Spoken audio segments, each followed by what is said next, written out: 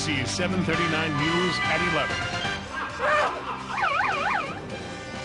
And Extreme Halloween, San Diegans spending tens of thousands of dollars just to spook up the neighbors.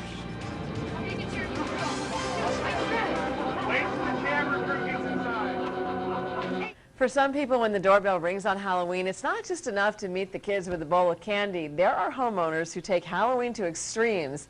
Ken Kramer found a couple of examples tonight. Ken? Indeed, I did. Susan, maybe you had a neighbor growing up who would meet you at the door with a spooky costume or be playing a little bit of eerie music. Well, there are some people in our county tonight who took things to a whole new level. The Davis family, for one, they turned their Casa de Oro front yard into a field of fright.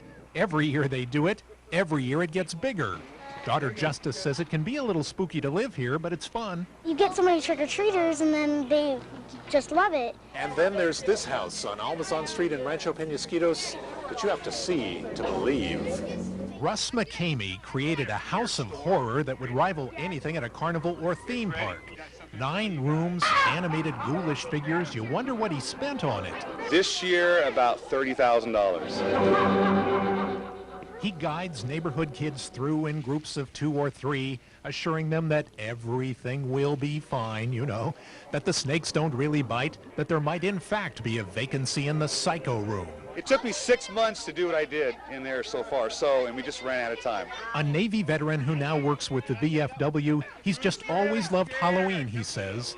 And as for his wife, Carol, she says she's fine with being a family that takes Halloween to extremes.